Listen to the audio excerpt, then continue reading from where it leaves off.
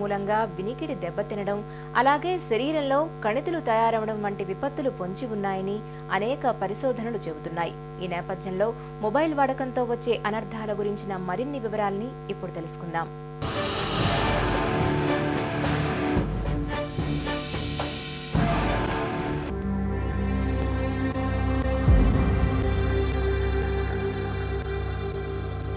Cancer. ఈ మాట వింటేనే ఒక రకమైన భయం ఆవహిస్తుంది. సెల్ ఫోన్ను నియంత్రణ లేకుండా వాడడం వల్ల మెదడులో క్యాన్సర్ కణితులొచ్చే అవకాశం ఉందని పరిశోధకులు చెబుతున్నారు. సెల్ ఫోన్ రేడియేషన్ వల్ల చెవిని మెదడును లింక్ చేసే ప్రాంతంలో గిలోమా, అకాస్టిక్ న్యూరోమా అనే 2 రకాల క్యాన్సర్లొచ్చే అవకాశం ఉందని పరిశోధనలు చెబుతున్నాయి. సెల్ ఫోన్ను అతిగా వినియోగించడం వల్ల కణాల్లో క్యాన్సర్ కారక కార్సినోజెన్స్ పెరుగుతాయని తెలిసింది. అన్నిటికంటే ముఖ్యంగా దీనివల్ల వచ్చేది మెదడు, చెవికి సంబంధించిన ట్యూమర్స్ అంటే గడ్డలు, క్యాన్సర్ లాంటి గడ్డలు, క్యాన్సర్ కాని గడ్డలు.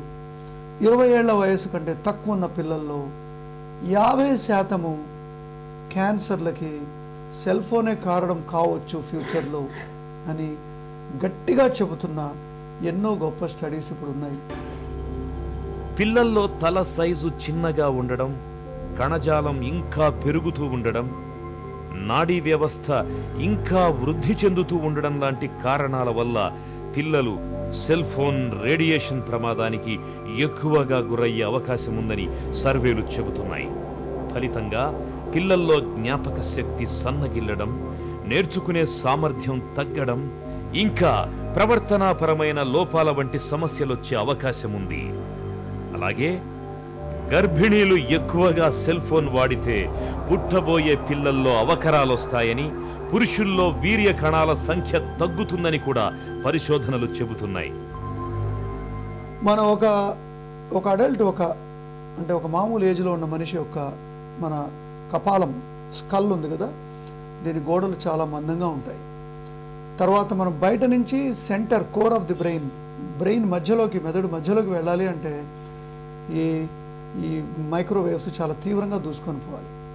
కానీ చిన్నపిల్లల తలలు చిన్నగా ఉంటాయి, వాటి కపాలాల మధ్యలో ఇంకా పూర్తిగా ఘనీభవించండు, గట్టిగా ఉండవు, ఎందుకంటే క్యాల్సిఫికేషన్ జరగదు తొందరగా. అంతేకాకుండా మెదడు మధ్య భాగము దాదాపు 2-3 ఇంచుల లోపలే ఉంటుంది. అంటే ఒక 6 నెలలు తర్వాత ఒక 2-3 ఏళ్ళ వయసు ఉన్న పిల్లోడికి మీరు సెల్ ఫోన్ చెవి దగ్గర పెట్టారు అంటే ఈ మైక్రోవేవ్స్ అన్నీ డైరెక్ట్గా మెదడు మధ్య భాగాన్ని ఛేదిస్తూ ఉంటాయి.